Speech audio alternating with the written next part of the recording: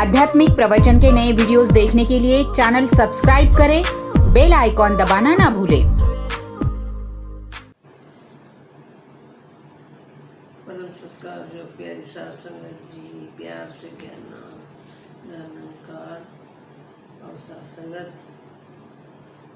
जो ये सावन का महीना चल रहा है, आप सब जानते हैं कि इस महीने में कितनी खुशियों भरा ये महीना होता है, क्योंकि चारों तरफ हरियाली और मौसम भी कितना सुहाना सा बारिश का मौसम भी होता है।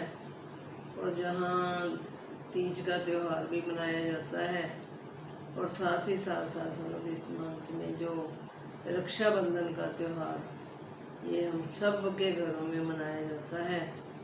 तो इस त्यौहार के बारे में साथ हमने जानना ये है कि इस त्यौहार की महत्ता क्या है, ये रक्षाबंधन किस लिए मनाया जाता है। कहने को तो सत्संग सुनने में तो यही है कि ये जो रक्षाबंधन है, ये महाभारत से आप सबने इसकी स्टोरी देखी होगी कि जो श्री कृष्ण जी थे, उनके साथ एक चाची जी थे जिनके घर शिशुपाल का जन्म हुआ था। और जो वो शिशुपाल था वो शुरू से ही जन्म से ही बीमार था। और जो भगवान कृष्ण जी के चाची जी थे, उनको इस बात के बारे में ज्ञान था कि जो भी जिसके स्पर्श से ये शिशु ठीक हो जाएगा, वही इसका जो इसके अंत का कारण भी बनेगा। तो सासंग उसको किसी ने बताया होगा। तो जब श्री कृष्ण जी अपनी चाची के घर आए, तो उन्होंने जैसे ही शिशुपाल को देखकर खुश हुए और जैसे ही शिशुपाल को स्पर्श किया, तो वो बच्चा बिल्कुल तंदुरुस्त हो गया। तो अब चाची जी इस बात से बहुत डर रहे थे कि ये जो इसका अंत भी फिर श्री कृष्ण जी के हाथों से ही होगा। तो उन्होंने श्री कृष्ण जी को समझाया कि भले ही ये शिशुपाल जितनी मर्जी गलतियां करे, लेकिन तुमने इसको सज़ा बिल्कुल नहीं देनी। तो श्री कृष्ण जी ने इसका जब कारण पूछा, तो चाची जी ने श्री कृष्ण जी को भी सारा कुछ बता दिया। तो श्री कृष्ण जी कहने लगे, चाची जी बिल्कुल ठीक है, जो आप कहते हो मैं उस बात को मानूंगा, लेकिन इसको एक शर्त पर माफ़ किया जाएगा कि 100 जो गलतियां जब तक ये करेगा तब तक इसको माफ़ कर दूंगा, और जब ये 100 से ऊपर गलती करेगा तब इसको सज़ा ज़रूर मिलेगी। तो सासंग जब शिशुपाल जी बड़े हुए, तो वो एक राजा बन गए। तो जब वो राजा बने, तो जब जो राजा होता है वो उसको अपनी पदवी का भी बहुत मान होता है। तो जब बार बार राजा अपनी गलतियों पे उतर रहा था, तो श्री कृष्ण जी ये सब कुछ देखते रहे। और जैसे ही 100 गलतियां हुई, तो कहते हैं कि जो भगवान कृष्ण जी थे, उन्होंने अपना जो सुदर्शन चक्र था वो चलाना शुरू कर दिया, और उसको समझाते भी रहे कि अब और गलती मत करना। तो उसको इशारा भी करते रहे, सुदर्शन चक्र चलाने दिखाते भी रहे। लेकिन जो राजा होता है वो इस बात को मानने को तैयार नहीं होता, वो अपने ओहदे में घमंड में घूमता है। तो जब 100 गलतियां शिशुपाल जी की पूरी हो गई, तो जब 100 से ऊपर उसने एक गलती करी, तो श्री कृष्ण जी ने अपना सुदर्शन चक्कर चलाना शुरू किया। और जब सुदर्शन चक्कर चलाया, तो कहते हैं कि श्री कृष्ण जी के भी उंगली कट गई उस सुदर्शन चक्कर से।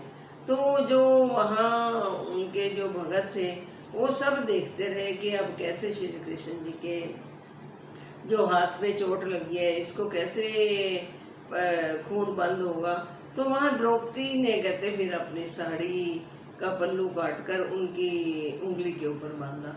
तो जब द्रौपदी ने उनके इतनी मुश्किल के टाइम में जब द्रौपदी उन श्री कृष्ण जी के काम आई, तो श्री कृष्ण जी ने बोला कि तूने मेरे इतनी मुश्किल में मेरा साथ दिया है, तो इसका कर्जा मैंने जरूर चुकाना है। तो कहने लगे, कभी भी तेरे ऊपर कोई कष्ट आएगा तो मैं तेरी रक्षा करूँगा। तो कहते उस दिन से जो ये रक्षाबंधन है, असल में कहते हैं कि उस दिन से ये मनाया जाता है। उन्होंने एक भाई बहन वाला रिश्ता बना लिया।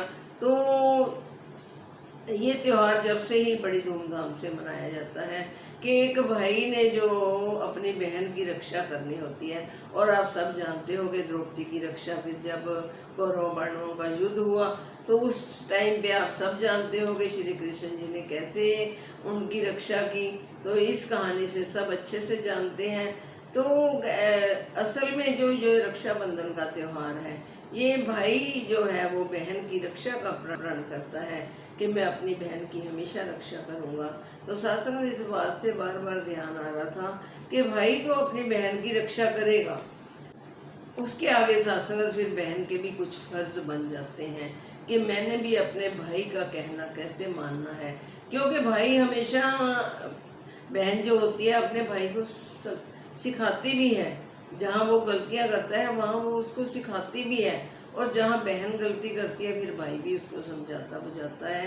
तो कहने का मतलब एक दूसरे का कहना मानते हुए दोनों ही एक दूसरे की रक्षा करते हैं।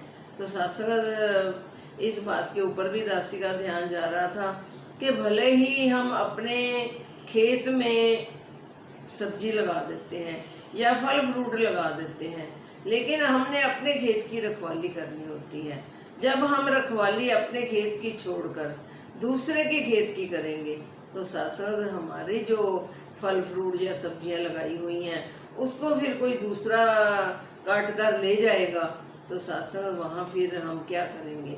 तो हमारी कमाई किधर को जाएगी? शासन अपने देश की रक्षा ना करते हुए अगर हम दूसरे से प्यार करेंगे, शासन नहीं, पहले हमने अपने देश को बचाना है, पहले हमने अपने घर बार को संवारना है, अपने बहन भाइयों की से प्यार करना है, अपने परिवार से प्यार करना है, फिर हम शासन दूसरों के साथ प्यार निभाएंगे, तभी शासन हमारी इज्जत बनती है और अच्छा भी तभी लगता है। नहीं तो शासन संसार भी कह देता है कि घर में तो इनका माहौल देखो कैसा है और बाहर कैसे प्यार जता रहे हैं। तो अब शासन इस रक्षा बंधन के त्योहार पे हम सब प्रण करें कि हमने सबसे पहले अपने घरों की ओर ध्यान देते हुए, अपने रोजगार की तरफ देखते हुए कि भाई को हमने कैसे भाई का सिर ऊंचा करना है और बहन की रक्षा कैसे करनी है। तो अब शासन खाली ये रक्षाबंधन को एक त्योहार मानते हुए हमने इसको नहीं मनाना, इसके महत्व को समझते हुए शासन और बाबा जी ने भी हमें इस रक्षाबंधन के त्यौहार पर बहुत अच्छे से समझाया कि हमने कैसे, कहते हैं कि सारा संसार जो बाबा जी ने हमें सिखाया कि हम सब एक पिता एकस के हम बालक, सारा संसार एक परिवार, हम सब एक हैं। तो हम सब फिर हमारा रिश्ता क्या हुआ? हम सब भाई बहन हैं। तो शासन कभी हमने एक दूसरे की रक्षा की तरफ ध्यान दिया है, कभी हमने एक दूसरे को निवाजा है। दासी बार बार इस बात की ओर इसलिए ध्यान देती है क्योंकि सतगुरु बाबा हरदेव सिंह जी ने हमें इन्हीं बातों की ओर ध्यान देते हुए हमें सिखलाई के ऊपर ले जाया है, ताकि शासन एक एक त्यौहार का महत्व समझते हुए हम प्रण करें कि हम इस त्यौहार को, खाली रक्षाबंधन के त्यौहार को हम त्यौहार की तरह नहीं मनाएंगे, बल्कि हम प्रण करेंगे कि हम सारा संसार एक परिवार है और दीवारों रहत पर संसार बनाते हुए हमने, कहते हैं कि सुई धागे वाला काम करना है, एक कैंची वाला काम नहीं करना। शासन कैंची से बात भी याद आ रही है कि जो जुबान होती है वो कैसे कैंची की तरह चलने लग जाती है। और शासन अपनी जुबान को भी कंट्रोल करते हुए एक मिठास की ओर ध्यान देते हुए, कोयल की जो आवाज़ होती है वो कितनी प्यारी होती है, और जो कौवा होता है वो कैसे कां कां करता रहता है। तो शासन जब कौवे को कोई भी अपने दीवार के ऊपर बैठ जाता है, किसी के कौवा, तो उसको पत्थर मार के उड़ाया जाता है। और शासन जब कोयल की आवाज़ आती है तो कितनी मीठी लगती है। बाहर निकल कर देखते हैं कि हाय कोयल बोल रही है, बाहर जाकर भी देखते हैं, भले ही उसका रंग काला होता है, लेकिन शासन अंदर जुबान जो है वो इतनी मीठी, कहते ऐसी वाणी बोलिए मन का आपा खोए औरों को शीतल करे, आप भी शीतल होए। और शासन इस रक्षाबंधन के त्यौहार को हम सब खुशी खुशी सब ने मनाना भी है और प्रण भी करना है कि हम सारा संसार एक परिवार है और एक दूसरे की रक्षा करते हुए अपने धर्म की भी रक्षा करेंगे और अपने देश की भी रक्षा करेंगे, अपने परिवारों को भी संभालेंगे, ताकि सत्संग जो बाबा जी के सपने हैं वो हम साकार कर पाएँ। क्योंकि सत्संग बाबा जी कहीं गए नहीं हैं, बाबा जी हमारे साथ हैं, क्योंकि वो निरंकार भी थे और साकार भी थे। अगर साकार से वो चले गए हैं तो निरंकार रूप में हम हर वक्त वो देख रहे हैं। और सत्संग आज भी हमारे पास टाइम है, अगर हमने अपने सतगुरु को रिझाना है तो सत्संग हमें ये सब जो बाबा जी ने सिखलाई दी है उन पर चल कर दिखाना होगा। सत्संग जी प्यार से कहना। आध्यात्मिक प्रवचन के नए वीडियोस देखने के लिए चैनल सब्सक्राइब करें, बेल आइकॉन दबाना ना भूलें।